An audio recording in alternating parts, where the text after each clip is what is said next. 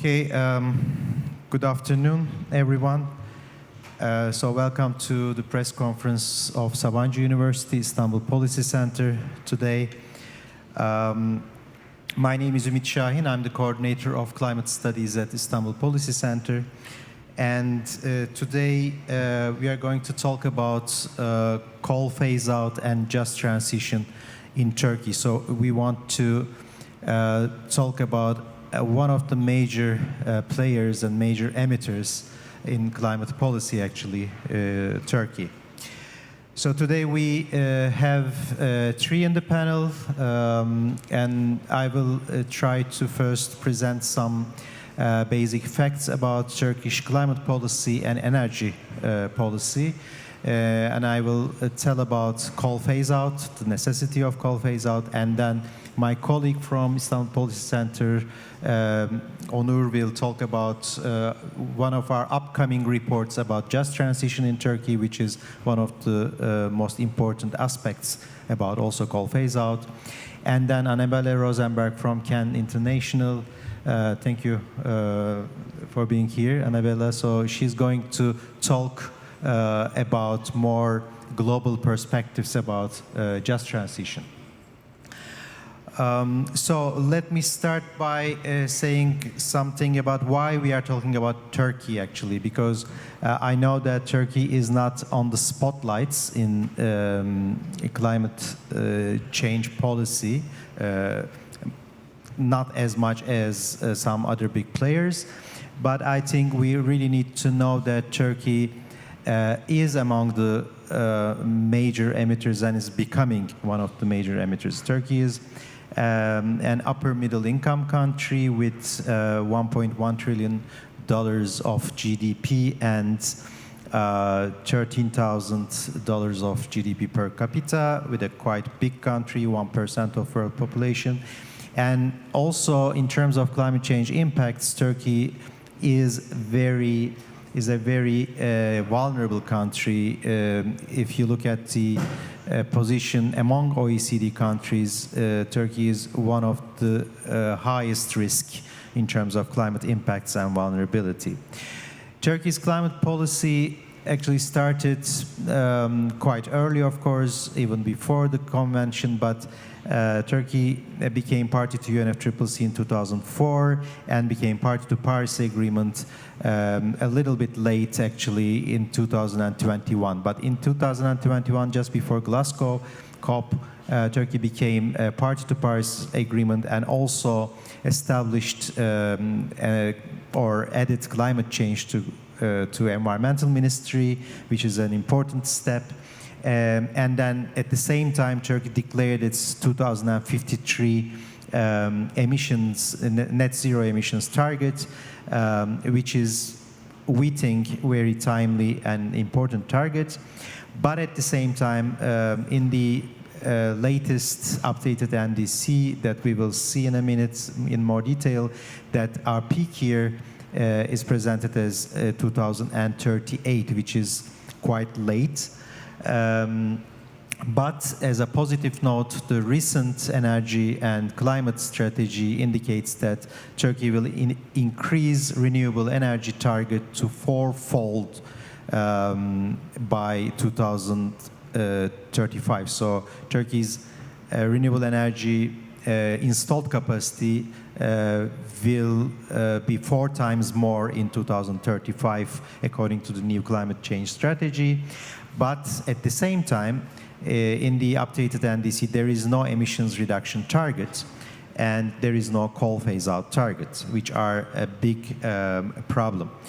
And all these developments are very much related to EU's Green Deal and CBAM mechanism, which is threatening Turkish business, and because of this also a national ETS system and green taxonomy and the new climate law is on the way. And but not least, Turkey is an Annex 1 country in the convention, not Annex 2 in terms of climate finance donor, but Turkey is an Annex 1 country, which is a developed country. If you look at the emissions, Turkey's emissions are increasing quite fast. Turkey is the 13th top emitter in terms of carbon dioxide emissions, and per capita emissions are on the world average. And if it increases in that pace, Turkey will be in the top 10 in 2030s, and top 10 emitters, and our per capita emission will be higher than EU average soon. According to the updated first NDC, which was presented 2 years ago, Turkey is aiming to reduce its emissions from business as usual, 41% reduction from the business as usual, but that means actually 32%, this 41% reduction from business as usual means 32% increase in 2030 according to 2020 levels. So we don't have a reduction target. Most of the emissions are coming from energy. 72% of the emissions are coming from greenhouse gas emissions are coming from energy sector. And main reason of this is that coal is representing 32% of Turkey's electricity generation still. And it makes Turkey, in terms of volume of electricity coming from coal, first in Europe. Not as percentage, but as electricity generation in terawatt hours, Turkey is first this year in Europe, actually. And together with natural gas, almost 60% of electricity is coming from fossil fuels. And if you see from the bottom part, this is coal. In the last few years, a share of coal is going up. So that is a big problem, and that's why we are stressing the need of coal phase-out. And this is the emissions coming from fossil fuel use, the burning fossil fuels. As you see, almost 1/3 of Turkey's carbon dioxide emissions are coming from fossil fuel burning in electricity sector, and almost 100 million tons is coming from coal power plants, which is very important, and that's why without a coal phase-out target, it's not possible to catch 2053 net zero targets. These are the locations of coal power plants. The total installed capacity of coal power plants in Turkey is 21 gigawatts. And according to the latest the long-term climate strategy, as I said before, energy coming from, the installed capacity of solar and wind will be fourfold, so will be 120 gigawatts in 2035, which is very good target. And energy intensity will be down 1/3. This is also a good target, but at the same time, there's a very questionable high nuclear energy target, which, if you want, we can discuss during Q&A session. But I stress that this renewable energy target is quite well. On the other hand, this is my last slide, that what are missing in Turkey's climate policy, coal phase-out target is a big missing part of this picture, and it makes all the climate policy of Turkey quite inconsistent. Also, all these targets are not based on realistic modeling studies. This is an important problem in terms of science-based targets, and there is no absolute emissions reduction target, and we need an early peak here. And also, all because of this picture, actually, we need an effective climate finance tool, which is not easy to get with this kind of an inconsistent policy landscape. Okay, let me pass the mic to Onur from Istanbul Policy Center, and he's going to talk about just transition. Thank you, Ümit. Hi, everyone. Thank you for being here. My name is Onur Akgül. I'm a project coordinator and researcher at Istanbul Policy Center, and I'm going to try to share the findings of our upcoming report titled Promoting Just Transition in Turkey. So our aim with this research, with this report, was to take a close picture of just transition in Turkey and reveal the perception and the positions of the stakeholders in Turkey energy sector in terms of just transition. For this, we ran a comprehensive interview process with a series of stakeholders, including government officials, academia, unions, NGO representatives, and also local actors.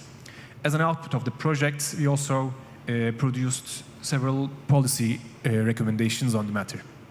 So based on the findings of the research, we can say that the related public offices in Turkey, with the exception of some, have a generic perception on just transition, rather than seeing it as a climate and social justice-related transformative policy framework. So their perception regarding just transition is associated with managing country-wide employment risks and not with improving basic labor rights. This leads to some ineffectiveness in unions and also workers from getting out of being member in unions. So we call it deunionization. This is an important problem as the workforce is a crucial component in just transition policymaking. The perception of public offices is also based on well-being of overall economy and not rights-based, which leads to a discourse about high energy needs in the public offices, and also discourse leading to high costs of decarbonizing energy sector, and this leads to continuation of fossil fuels usage in energy mix and also creating a blockage in just transition policymaking. The public offices also lack local focus. Local communities' needs and problems are not being addressed, especially of those in coal regions. The difficulties women and youth, especially in these regions, face and the gender equality looks like a secondary of importance in regards to energy sector. We also ran interviews with non-government stakeholders such as NGOs and academia, and what they emphasize is that Turkey needs a strong emission reduction target along with coal phase-out. And the NDC should be updated accordingly. Also, Turkey needs clear sectoral roadmaps for decarbonizing all general economy. And there should be an integrated just transition plan addressing inequalities. But these stakeholders say that they lack structured participation mechanisms to have these ideas heard. As a result, coal investors have high influence in energy policy making. In some major coal regions, stakeholders demand phasing out from coal in time, just transition roadmap, economical sectoral diversification, social well-being, and improvement in public and environmental health. As a report also, as research and the report found out, in private sector standpoint, coal phase-out means current deficit, so local lignite should be used. Transition to renewables will cost very high because of land, infrastructure, and employment problems. And the government is responsible in ensuring that the costs are distributed in a balanced manner, meaning that actually they think they are entitled to a just transition policy themselves. And the current situation for labor, women, and gender justice and youth is also somewhat problematic. Urgent improvement in social dialogue and basic labor rights needed. Not being considered an equal party, unions cannot become essential in negotiations. And also the negotiations are stuck on the issue of collective bargaining, not getting forward. There are no plans for the energy sector workers and their community's future. And unions are not familiar enough with just transition as a concept. Women's and youth problems in coal regions deepen and do not get addressed. Gender injustice also deepens as women struggle to have economic freedom and equal place in social life. Young people stuck with coal sector out of choicelessness, and they can't improve themselves, and they have no social life, especially in coal regions. At the end, all these put together, the research reveals that just transition policies become urgent because Turkey is in now self-imposed, unjust, unplanned transition phase. The main signifiers for this are the rapid decline of the coal regions in social, ecological, economical, public health, and wildlife aspects, accelerated big layoffs in coal sector, and delayed climate action increases the costs of transition and injustice across the board. So, out of all these, the policy recommendations we suggest based on these outputs are as follows.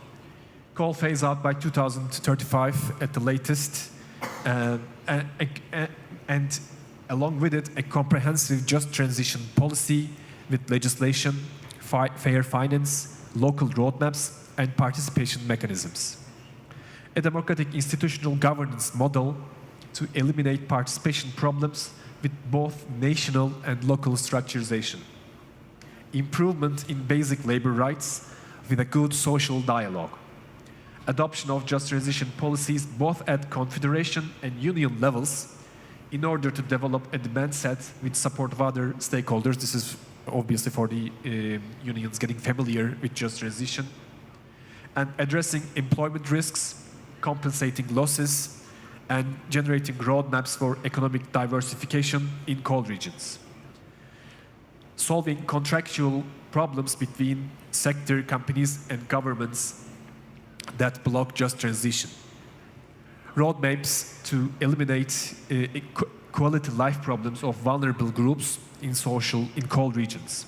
And developing policies for securing gender-just transition, including occupational trainings and future planning for women and youth.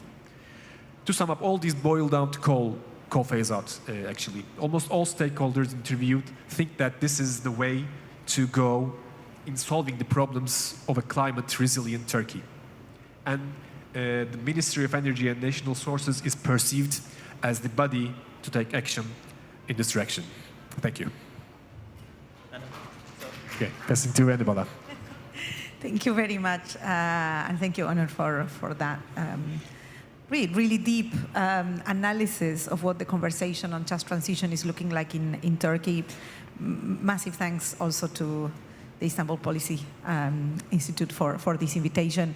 So, as I was introduced earlier, I mean, I work for the Climate Action Network as a senior advisor on just transition, and probably what I would like to add to these presentations is the idea that just transition is not a sweet dream, is something that is making progress since the adoption of the Paris Agreement. The fact that the Paris Agreement added for the first time the commitment, I mean, from all the signatories to secure a just transition while we were implementing climate policies, of course, was a very strong political signal, and it's a political signal that started translating into very concrete policies. The fact that we have today, now almost 10 years after Paris, we have now policies in the international financial institutions that are addressing just transition.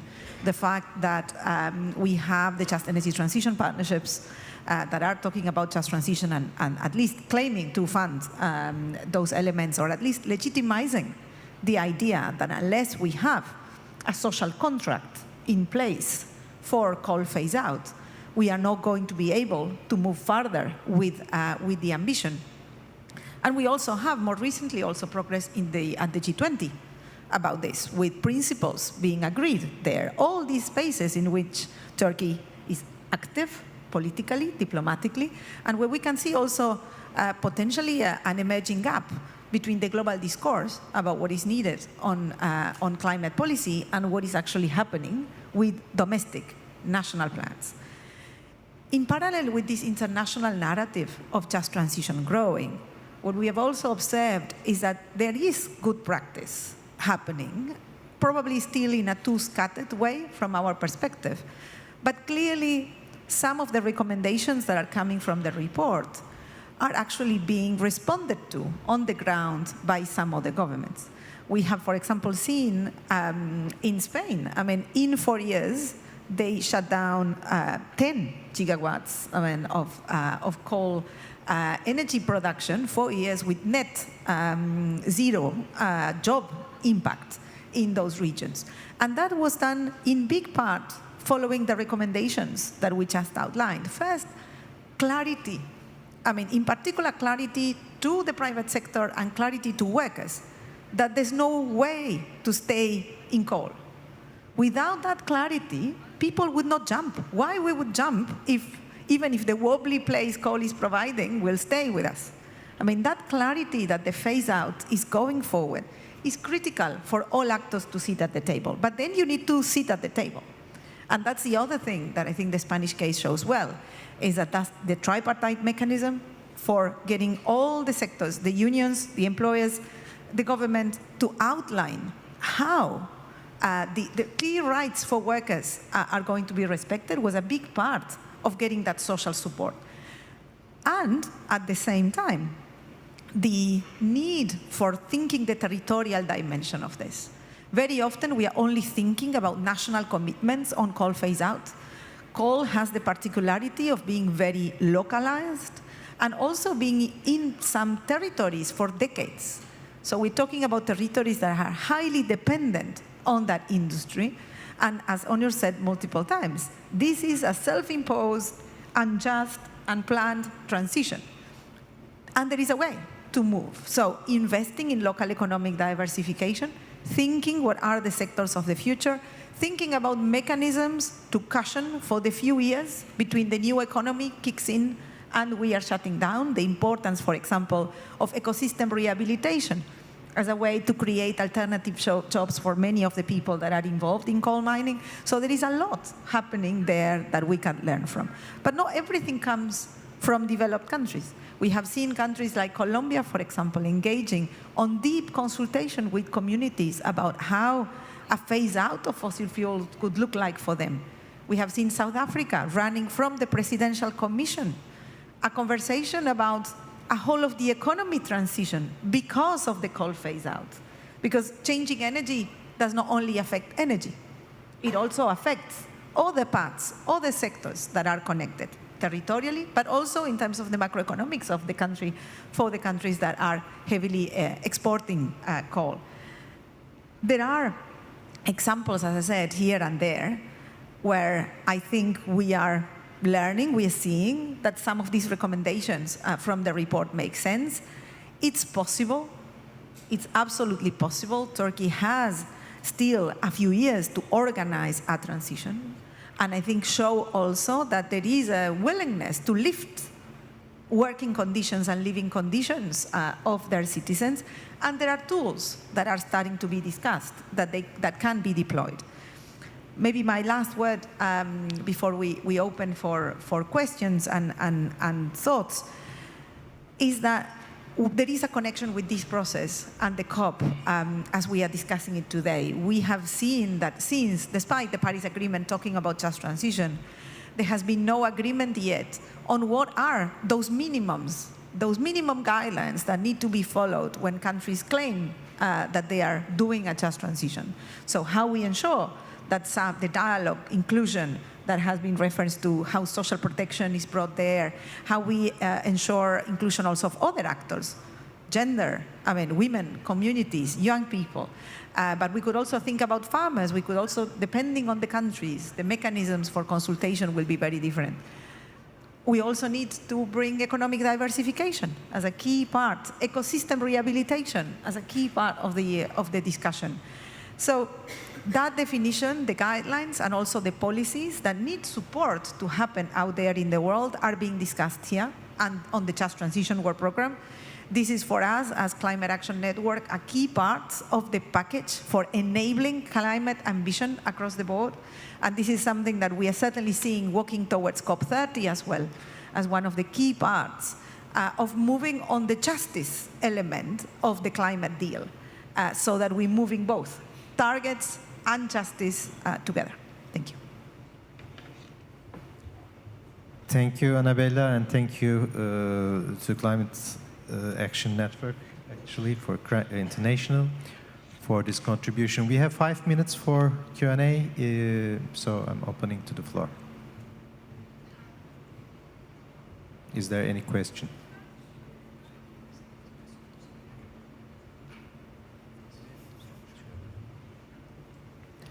Any questions from the floor? Okay, if not, maybe I can take some final comments from the speakers. Maybe I can just say what we are trying to say actually, as many times emphasized here, this actually energy transition already started in Turkey. So it's not really stoppable. And if you don't really put clear targets as coal phase out as the first target, and if you don't really create a governance mechanism and participatory from the ground just transition mechanism, so this will hurt communities, this will hurt workers, this will hurt people, and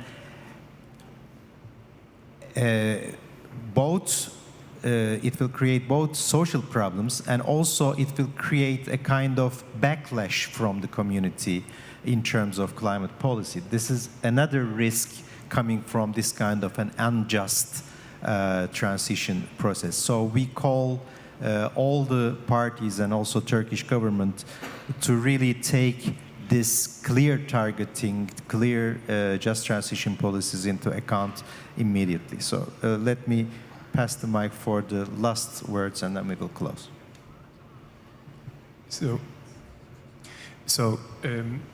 The lack of clarity also impacts in a negative way that there is only very positive efforts actually within the government. So there is this working group in Labor and Social Security Ministry in Turkey, and that working group is working on just transition policy making highly, and they are inviting a lot of stakeholders all over the country to just contribute in the policy making and idea exchange.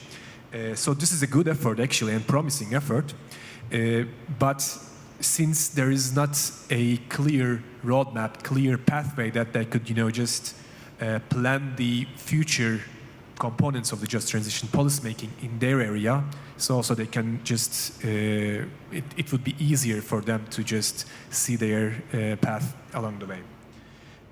So that could be a good note, and they also need coal phase out to see their future. Okay, thank you very much for your participation. We have few handouts for journalists. If you like to have, please ask Dursun. And thanks for joining us. Thank you.